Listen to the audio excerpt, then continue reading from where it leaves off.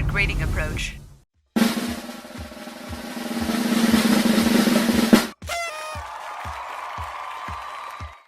It's not often, Cage and I have interviewed quite a few people, but it's not often you get a chance to meet and have a conversation with a Super Bowl winning wide receiver, returner. Listen to this stat, guys. He's second all time in yards from scrimmage, only to Jerry Rice. And I bet right now, as we're talking about this, people are on their keyboards. They're going to eBay and looking up Brian Mitchell cards. And it's the right move. But that's just pales into comparison. Cage, I know you're going to jump in here. It pales in comparison to what this man has done off the field. And we'll get into all of that. But you're second to just Devin Hester in return touchdowns. Mm-hmm.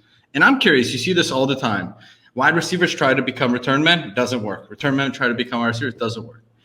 From your standpoint, what makes a successful return man? How were you so successful in the league? Well, I think for me, what it is, first of all, you can't have any fear. And I think that's the ultimate thing where when you're back there catching the ball, it's about when you get the ball in your hand, you feel that you're going to be dictating to them what's going to happen. There are a lot of guys who are trying to catch punts and kickoffs by looking at the people, and they're worried about who's coming down to hit them. If you're worried about getting hit, you're in the wrong business because you're going to get hit. For me, it was just trying to make sure I did the same things over and over consistently. So my offense, the guys that were blocking for me will understand where I'm going to be. Just like when you hear people talking about a running back that may be a dancer, a guy who jumps one spot, try to go somewhere else. You get a lot of holding calls and things of that nature. But the guys that constantly hits it consistently, the linemen pick up a sense of where they're going to be, and they become better doing their job. So I try to do the exact same thing. And I was the guy who grew up as a quarterback, okay? I was a quarterback from high school through college and got to the NFL, and they said, you're going to play running back kick return. And when I got there, I just jumped into it, and I think I was totally focused on being good at that job and not being concerned about what I used to do. It's funny. Watch this, Andrew. So how many times did you return a punt in college? Let me see. Zero. I never returned the punt in college, right? He comes to the pros. He's drafted in the 5th round, right? Comes to the pros. Mm-hmm. First preseason game with the Skins. Yeah. So literally, so he plays all of college, never returns a punt. First time returning a punt in an actual competition. First preseason game for the Skins, his first season. First kickoff. What do you do? I took it to the house. Never does it in college. First one. It's legit Disney movie time, right? Yeah, even in high school, and my coaches, I was a quarterback, and they wouldn't let me play because I was a starting quarterback for my varsity team in the 9th grade. And when I got to 10th grade, 11th grade, they would never let me do anything else. And I remember David Culley, who is now the coach of the Houston Texans. He was my college quarterback coach. And I asked him, I said, because I was sharing time with this guy, Richard Pennell, and I said, Coach, let me do something else because I hate standing on the sideline. And they're like, no, we can't get you hurt. I said, let me return punts or something. And if I had known that catching punts was going to end up being my thing in the pros, they probably couldn't have kept me off that football field. But, I wanted to do it at that moment. They didn't let me. And then I got to the pros, and Wayne Sevier, Pete Rodriguez were very vital in what I accomplished. And John Harbaugh, even took it to another level when I got to him. So he's not going to trade it in, obviously, because you're thought of now as the best return man to ever play the game, both punts and kicks, you name it, right? So and I think that's you deserve that moniker. But I'm going to ask you a fun one because the game has changed. Yes, right. The game has changed tremendously, and I'm one of these I go back in my time machine all the time. It's 1.21 gigawatts, right? Me, Marty McFly, we jump into the DeLorean, we go back in time. So you leave college. You leave college today, right? You leave college today, and at the time, you're the first NCAA player to pass for more than 5,000 yards and rush for more than 3,000 yards, right? Mm-hmm. Yes. So you leave today.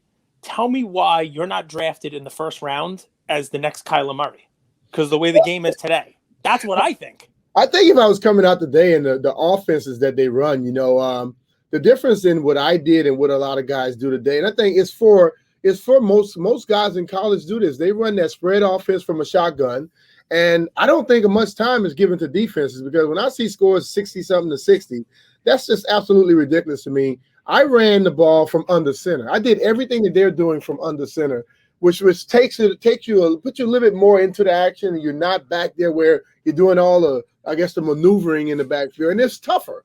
Yep. But I think I could get drafted as quarterback. But my ultimate goal coming out of college was to play in the NFL. I didn't care where I went. I was off to play quarterback in Canada. I could have taken the Warren Moon route, I guess. But I wanted to play in the NFL, and I got the chance to go to the league, and they gave me a chance. Like when I would describe myself to people, they say, "What do you consider yourself? Running back, kicker?" I say, "I'm a football player."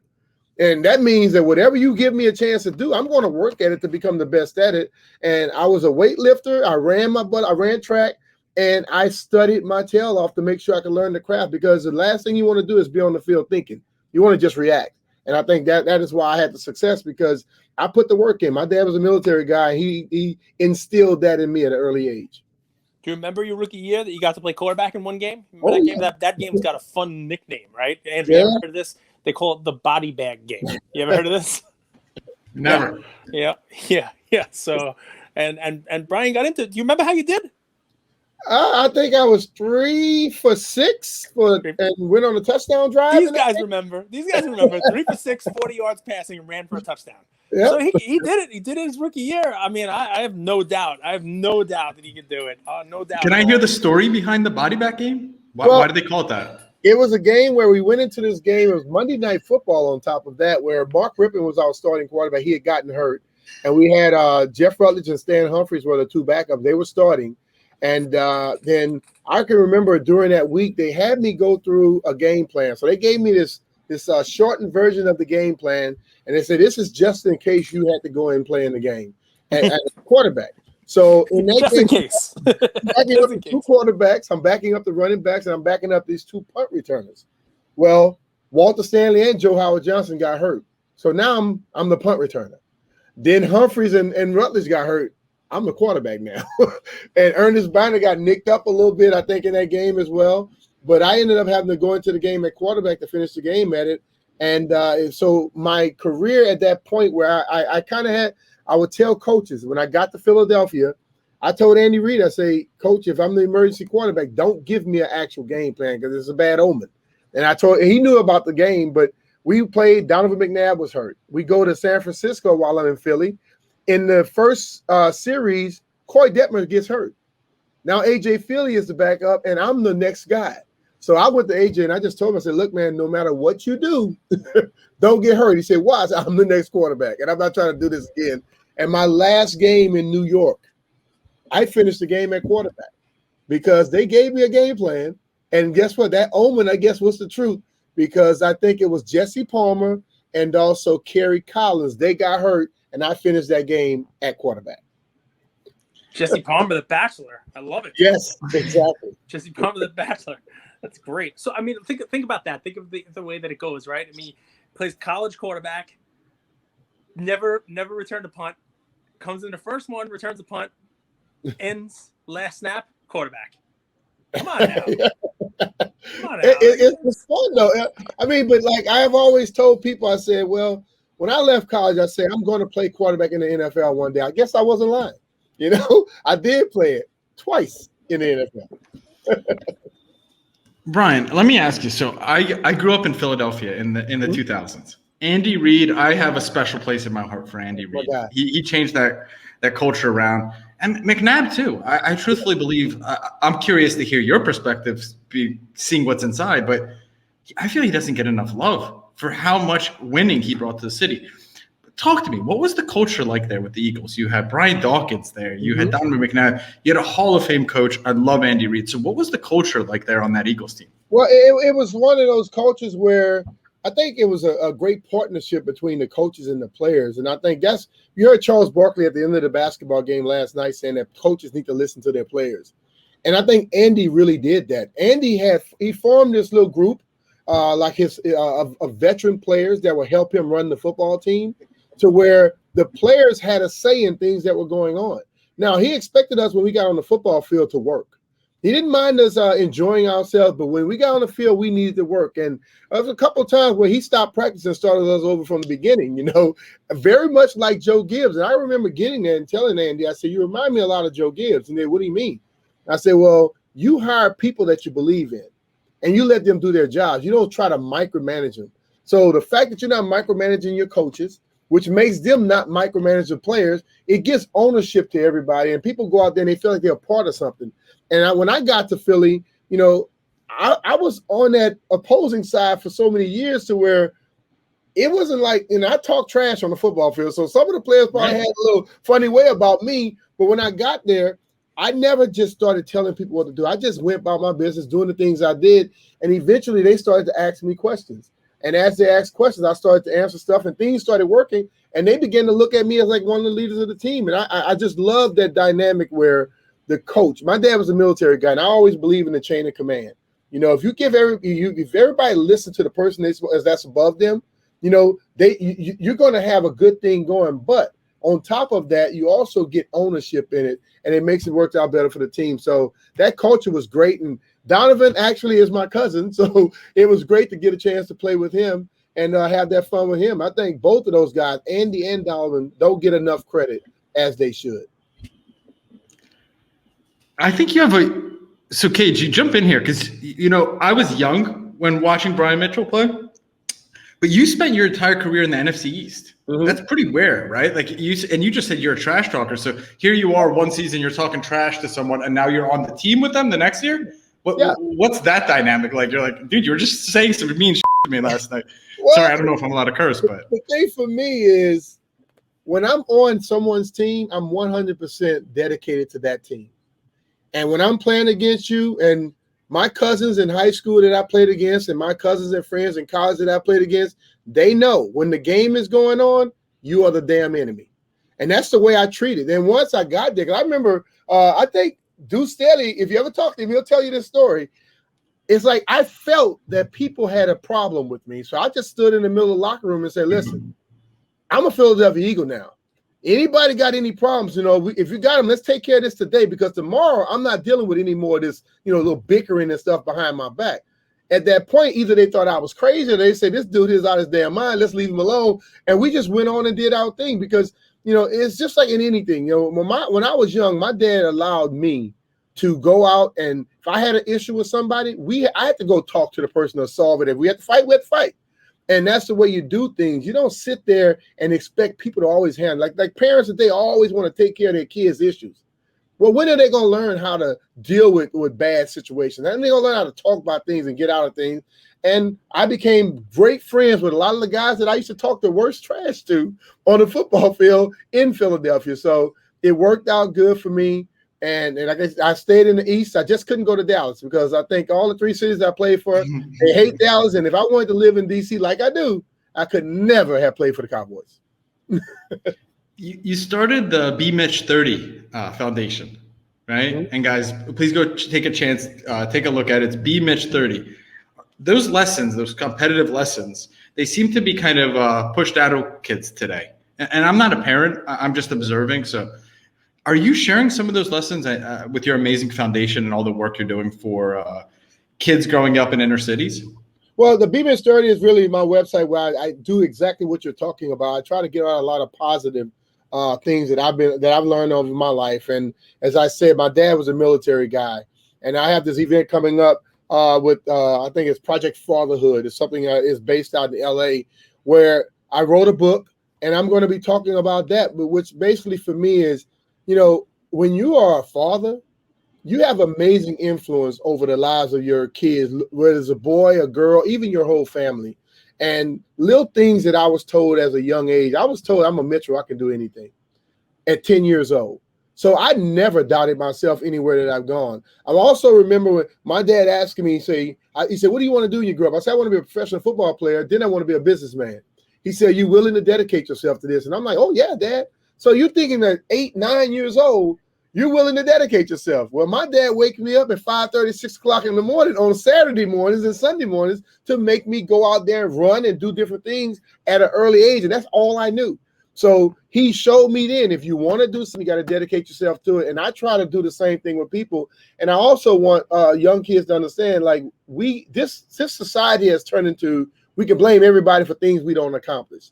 No, it ultimately comes down to you.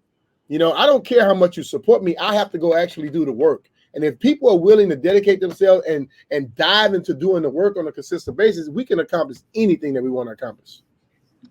So I love the motivation stuff, Andrew. I'll let you get back to that in a second. What I heard, my favorite part of what we're talking about here is you're in the locker room, you're with the Eagles. It's like 2000, right? You've come over. You just spent the decade with the Redskins, the division rival, right? Mm-hmm. And I mean, you're in their ring of fame, right? The ring of honor, right? You're one of the 80 greatest Redskins. You're all this stuff, right? They give you a hard time. I would be in that locker room like, all right, finally, we can punt to those guys again. Now he's going to run them back for us. Like, I wouldn't be giving a crap. I'd be like, it's like if you can't beat them, join them type of stuff, right? I'd be like, let's go. What can I get you, Mr. Mitchell? It's that situation, though, sometimes where there's some people who just can't get over stuff. Yeah. Things change. People change, and when I put on that green uniform, I was dedicated to the Philadelphia Eagles at that moment, just like I was in Washington, as I was in Philadelphia. And I think, it takes us as human beings a little bit of time to get over it. But I think the fans quickly knew it. Like, I was the most hated, probably one of the most hated Washington football team players to come through there. But when I got there, they truly loved it, because I remember going through a store and I made eye contact with this older, I call her old young lady because she's a little older lady. And she caught eye contact with me, and she said, "Brian Mitchell?" I said, "Yes, ma'am." She said, "I got one thing to tell you." I said, "Yes, ma'am." She said, "Make sure you do for us what you did against us, Sonny." And she walked off. And I was like, well, damn, okay. So I knew at that point I had to bring it. So Andrew, you're getting into the charity stuff, right? But I got to ask you, maybe you don't even remember this, right? But when you were a quarterback and you were in college, you got to play QB. You had everybody pipes up the marquee matchups, right? The quarterback versus quarterback. It's Brady versus Mahomes, right? Tell me about the QB matchup of what became the Raging Cajuns, right? Became Louisiana Lafayette. They weren't called that when you were there, right? Against, what was he, in Mississippi? You versus Brett Favre, right? You had a QB against Brett Favre in college, right? I played against Brett 3 times. I'm 2-1. One game, the best game I had, I passed for 343 and rushed for 134 against them. That was in their homecoming game, which I thought was a disgrace that they try to, they scheduled us for their homecoming. And another time at my stadium, we beat them again, and I passed for 299 and rushed for 99 yards. So it's just Brett and I we were major independents at that time. He was at University of Southern Mississippi, and whenever I played against a team that had a strong quarterback, my whole thing was I'm the best quarterback on the field today. And I felt that way. Those 3 times we played, you put our stats together, he's nowhere close to what I was doing then. But he was able to go into the NFL and have an amazing job. Had an amazing career. And I think I've always thought he was one of the toughest SOBs you're going to meet in your life. When you watch how he played, how he would go after Warren Sapp and things of that nature. And I felt that, like I said, I was a football player. If at the moment the NFL didn't want to give somebody a 5'10" quarterback an opportunity, well, damn it, I'll make my name in another way. And that's what I did too. So I can't complain about what I did. But when we met each other in college, I think I got the upper hand. Yeah, that's what the stats will say. So listen, let me thank you. Not because I've ever worked with you before, and I don't know, your parish in Louisiana, but I know you help kids down there through your charity. Keeping kids in the sport and you being an NFL player, being involved with the kids, especially you come from a small town, right? Like 7,000 people total, right? And, and you help kids in Washington and Philadelphia too. I played Pop Warner football. I played Pee Wee football. We used to tell people my father was on the Giants, but I think he was on the practice squad for like 8 games, a nose tackle in the 60s, right? Big guy. I'm big guy, and I'm the smallest one in my family. But what was cool was, being an 8-9-year-old kid, and at the end of the football season, we'd have like an awards ceremony where you get your trophy, and they, you go up there, and every year we had Giants there. I mean, Stacey Robinson showed up. I don't even know who that is, but 2 Super Bowl rings, right? Wide receiver. Jim Burt was a nose tackle, would show up, and he'd give the trophy, shake hands, and you get to meet him afterwards, look at a Super Bowl ring, and that was like the hugest thing in the world. Like, I wanted to be an NFL player for the longest time because you get to meet these guys and they're giving something back, and it really is a huge thing, right? You're a hero to these kids, and it's great to see. So I'll thank you on behalf of these. I never met you before today, but I'll thank you on behalf of these kids, because you'll never know 20, 30, 40 years from now who's going to be telling a story about that time they met Brian Mitchell. I didn't make it to the NFL. couple of kids who played Pee Wee football with me did. I got a couple of major leaguers in there and stuff like that, and they got to shake, so they got to shake, the hands of an NFL player. Maybe they win the Super Bowl one day. I went to high school with a guy who won a Super Bowl with Tom Brady. So you never know. So thank you on behalf of the kids for stuff that you're doing. It's great to be able to give back, right? I mean, can we talk about that a little bit? Some of the stuff you're doing. Well, the thing for me is like I take time with kids all the time because you never know which kid is really looking for you to get that one little word of encouragement that may make them become what they are. And I try to make sure when I meet parents, I know a lot of parents I meet, they tell me their kid is the next big thing. So I ask them, what kind of grades your kids have?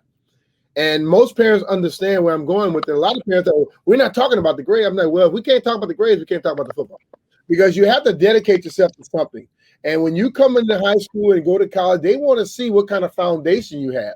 And that's like when you fill out a resume, they want to see how broad of a human being you are. They don't just ask you about just a job. They want to know what kind of charitable things you did, what kind of sports you were involved with, because they want to see how broad you really are. What type of in-depth person we have here. And I tell them, if your kid can't do it in school, he's probably not going to be doing it on a football field because he's not going to stay dedicated to it enough. So I make sure they have to do that. And I always talk to them about my academics, where I was somebody who went to school with an academic scholarship as well, to make sure they understand, yes, I was where you were too. My parents were telling me get good grades or I couldn't play sports. I had to make sure I do the right things, do chores, take out trash and do things, or I couldn't go to the dance or whatever. So I started where you were, but I didn't just wake up on the football field. Most of what I'm trying to do is make kids understand life is about decision making. And today we have so many things that are easy for kids to screw themselves up. Social media, you make the wrong comment, then you're done for the rest of your life. So I try to make sure I talk about all those things, but I have gone back to my school at my town and sponsored, I work with the Police Athletic League. I've sponsored AAU basketball teams, got involved with all types of things because I just feel that they need to understand that someone that looks like you or someone that grew up where you grew up was able to get out and do something special. Why? Not because it was given, because I believed in myself and the little things that I was being taught. Like I tell people, those adults that are telling you things, they're not just telling you this just to tell you. They're telling you because they've been through some things and they're trying to make sure you don't have to make some of the mistakes that they made. And if that happens, that'll work out great for them. How do you decipher from adults telling you or giving you advice but they've never actually lived that advice versus advice from adults that have actually done it, right? I think in today's day and age, there's so much advice. You have to be careful also at the same time who you're listening to. Yeah, you have to be careful who you're listening to, but I think the ultimate thing is this. Just because if someone is telling me about hard work and they're not a football player, but they're at the top of the game in their profession, then they did something right. So, and I think that's the whole thing about it, to where we get so caught up in where we won't listen to a person unless they're doing what we want to do. But how about my dad? My dad was a military guy, for 20 years, very successful. So when he was teaching me these things when I was younger, I wanted to be a football player. My dad boxed in the military. They had that little boxing thing. But he said, well, if you don't want to box, you want to play football, but you have to put the work in. So like I said, he had me out there working out, telling me things I need to do, trying to educate me on taking care of my body. Although he was a chef too, he cooked some of the best stuff in the world that would put extra weight on me. But he made me realize that you have to find the ways and you have to educate yourself in ways that's going to help you out, and then just go head first into it. And I listened to that. My brother, who never made it to the NFL, but I looked up to be like Daryl Mitchell. He was a guy playing defensive end in high school. He wasn't the biggest guy. He was as strong as anybody out there. But I looked up to be like my brother. And then my brother was the guy who was very good in school. So I began to follow the things he did. And it just got me on the right path. I think a lot of people have to understand, you don't have to look for an NFL player, NBA player to necessarily get what you need. It's somebody right there in your neighborhood, somebody in your house that may be doing some good, positive things. Begin to follow them. And then as you go forward, you pick up things from other people. I like to say this, and I hope anybody out there want to use it. I feel that my life is a puzzle. Everybody I meet has an opportunity to give me a piece of that puzzle to make me become whole. I might meet you today and that piece may not fit because I'm not in the right spot yet. But I hold on to it and later on it may fit somewhere in my life. And that's how things work for me. I look at it like that. I truly believe in it because everybody you meet, whether it's good or bad, you can learn something from them. I love it. Listen, this guy you're meeting over here, Andrew, he's a puzzle piece for you to hang on to. I tell you what, we met Irving Fryer last week. Irving found out Andrew's down in Mexico in an undisclosed location. We can't say where he is because the helicopter's on his door. But it turns out Irving Fryer is going next week down to play. You know, he's going with his mom's birthday. In September. Andrew's going to be his tour guy. He's going to pick him up in the airport. Going to catch him for him. So see. Hopefully, I get to help Irving with his podcast and his YouTube channel. That's really the exciting because I live to serve. But thank you for that. I'm curious, Brian. So, Cage and I, we do a daily sports card show where we talk about the things that are happening in sports cards, collectibles, and things like that. And Cage always says, I'm looking for a card with the it factor. Okay? To me, I mean, we've talked for 25 minutes. It's clear you have the it factor for radio, for talking, for keynote, for public speaking. That's pretty obvious. You started your show, I believe it was in February, BMitch in Finlay. Yeah. What was the inspiration behind that, and what's that experience been like? Well, JP and I have been working with each other for a long time on TV, and I've done a radio show here in the town for a long time, and he was doing things. So our company purchased a station that I used to work for, and they were like, now we want to move you to FM, which, you know, AM to FM, that's a major step. And they were like, what do we do with it? And they were thinking JP, and I was thinking JP as well. And we got us together because I'm 52, he's 39, so he's a little younger than I am. And I think I'm a kind of still a spunky, spicy 52-year-old. So I bring a little bit of that to it too. And it's like he's a beat reporter. I'm a former player. So we kind of have that like back and forth a little bit. And you want to have some of that. But like one thing I believe in is not trying to, you know, make up that type of, you know, the combativeness. If it comes, it comes. I think because people are looking for genuine feelings. If we both agree or we both disagree, if it's something that we truly feel, fans will stick with you. But if you start making up stuff and you may forget what you're saying, that's going to be a problem. So the show has been going great. Every day we think we get better and better. We like to think our next show is going to be the best show. And if we keep thinking that way and keep putting it in, we're going to always look to get better, not ever get stagnant or complacent. This actually, you led into exactly where I wanted to go with this, and Cage knows why I'm asking this. So I was a college athlete, nowhere near as successful as what you were, Brian. But one of the hardest things for me to learn. Come on, you were like Jim Thorpe. I scored a few goals, but I always hedged my dreams, and it's a lesson you learn. When you're in something, go all in. I think I left 2% on the field, but the hardest thing that I had to learn was how to compete in a business world when I'm not competing in a sports world. Mm-hmm. And I think you appreciate this, right? Like you're clearly a competitor through and through. But when you're in business, you don't really see your adversary. You don't see who you're competing against. It's often just in the mirror. Was that a transition period for you? Like, how did you manage that, leaving the NFL and transition into business, podcasting, broadcasting, book writing, keynote, all that? Well, I kind of, for me, I think it's exactly the same because I think the people who become the best and become great are those who do things when nobody sees them. Those who do it behind closed doors. You said earlier, I'm behind Jerry Rice. Remember Jerry Rice, Walter Payton were guys that would run these hills and do all these different things when no cameras were there. You know, everybody's going to be at practice. And if I'm out there and the only time I'm really going to put this work in is those 2 hours I'm at practice and the hours so that I have to lift weights, then I'm going to be probably an average player. But the mere fact that I was doing stuff outside of that and trying to do extra stuff to put myself in a better position. When I got in business, it was the same thing. You know, you all doing this podcast now, and when you think about it, when you get through, the next time you have to do something on someone, are you going to research them? Are you going to make sure you research all the information? So things are just going to roll off your tongue. So it's like second nature to you, you know it. Or are you going to just show up to the thing and start doing the show and not know exactly who you're dealing with and know the stuff that you need to know? So it's the same way for me since I gotten into the business world. And even with like charitable things, and now I'm a bike rider. I'm riding bikes. So I'm watching YouTubes with bikes. I'm dedicating myself to find out, to try to get better. I first got out there, I'm riding with people, a lot of people older than me, a lot of people bigger than me, a lot of women passing by me or passing on your left. That's the most embarrassing thing in the world. So I'm doing everything I can behind the scenes to make sure when I get out there in front of people again, I can be justified in saying, look, I'm going to catch you. And I'm starting to catch people. I just think that it's about work. It's about work.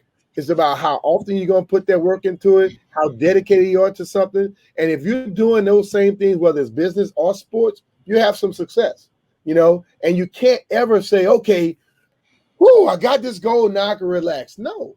When I won the first game in the NFL, I wanted to win another one. When we went to the Super Bowl, I was trying to go back to the Super Bowl.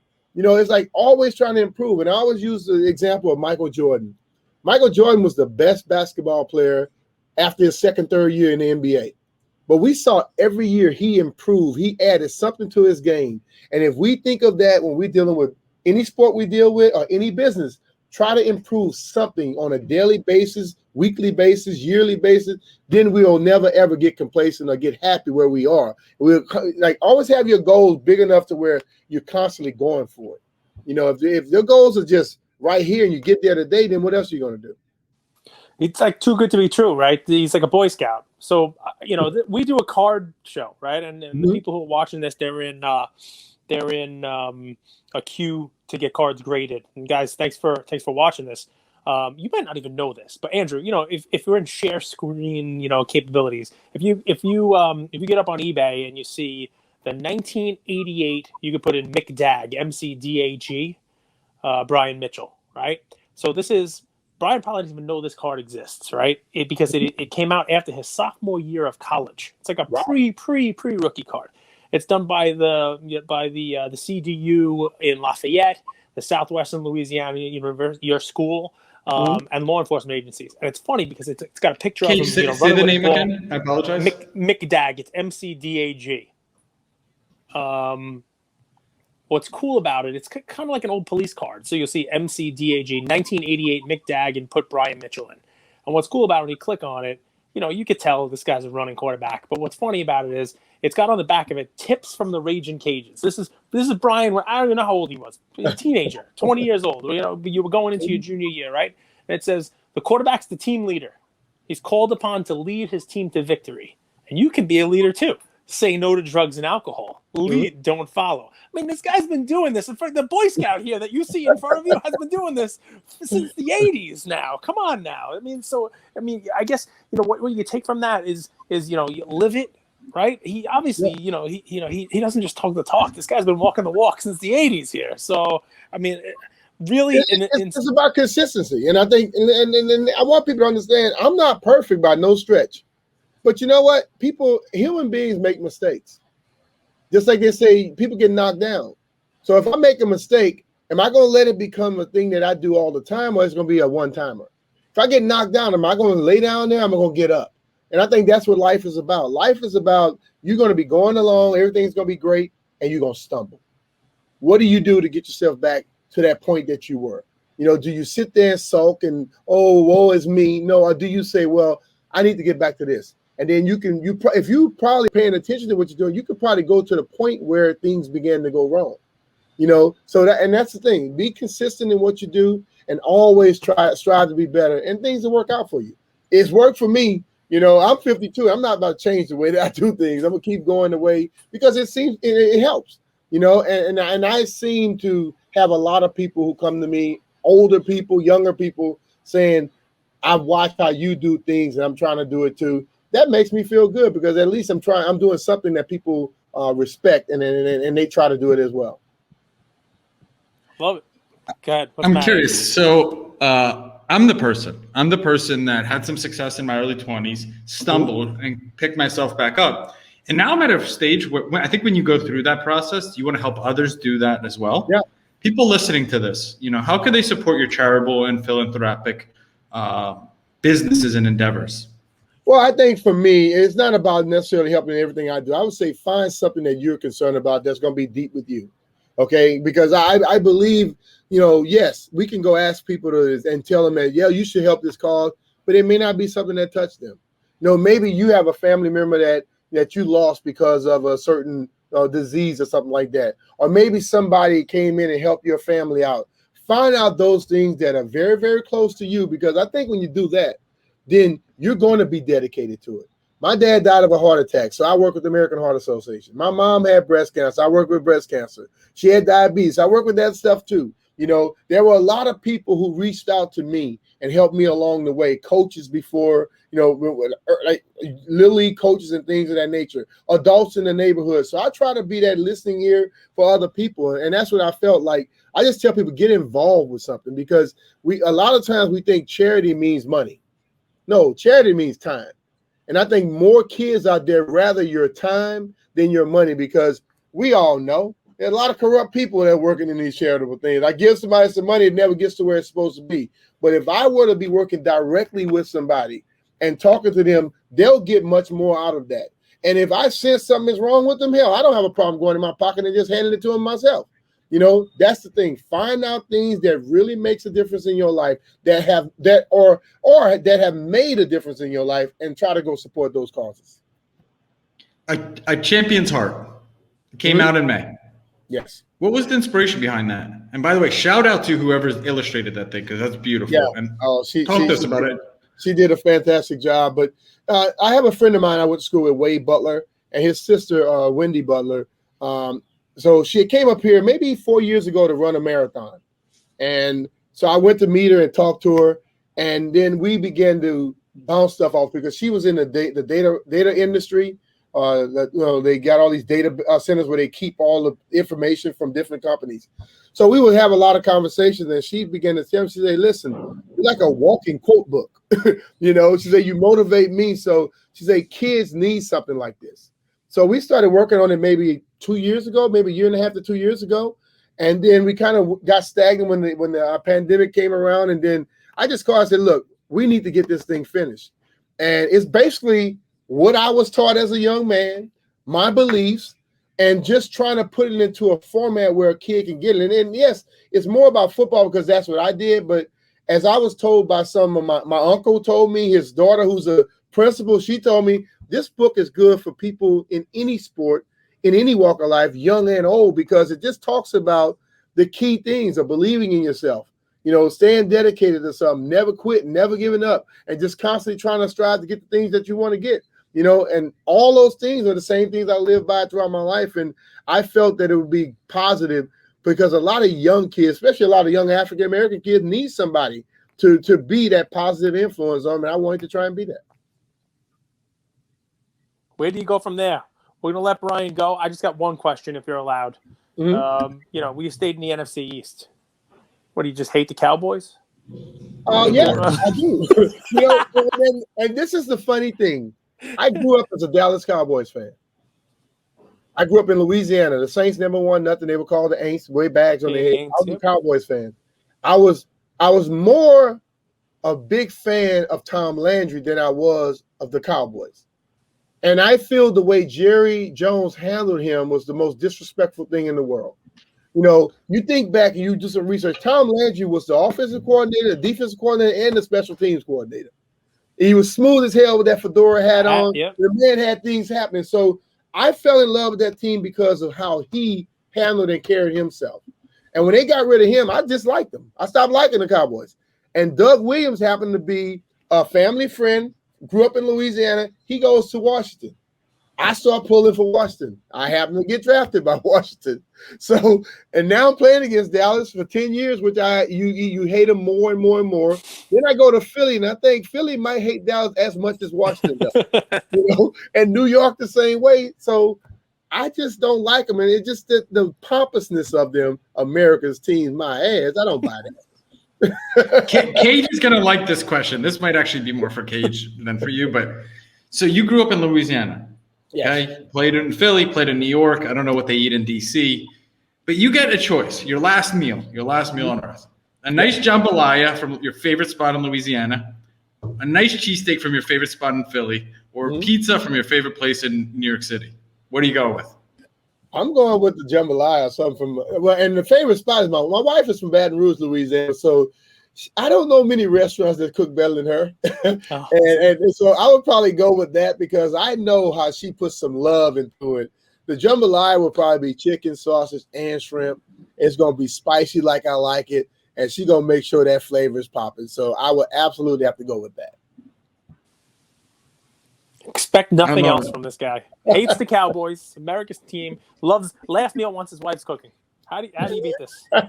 Hey, Beat this listen, my wife, we have 3 daughters together, and I also have a son. She made sure all 3 of those girls can cook. So when Thanksgiving come around, she don't have much to do because those girls can absolutely burn. My girls are 19, 21, 27. My son is 32. He can cook too. So we know how to make sure we keep that Louisiana spice, that Louisiana cooking going on for years to come. I'll make you laugh, and then we'll let you go. I make Thanksgiving in my house, and my last 3 Thanksgivings have all been mailed up from Louisiana. What you got? Deep fried turkey? Yeah, and a turducken. There you go. Andouille sausage inside the turducken. Oh, yes. I get the crawfish. Uh-huh. Yeah, we do as I get there. Andouille sausage stuffing. I mean, just you name it. It's good stuff, man. So we go down there, and I have a mail. It all comes overnight in like a big freezing cooler. It's good stuff, man. You can't beat it. Nothing says Thanksgiving like Louisiana, Goldberg. There you go. I had a great time in New Orleans once for New Year's. Yeah, we don't want to hear about that. He left. It was actually amazing.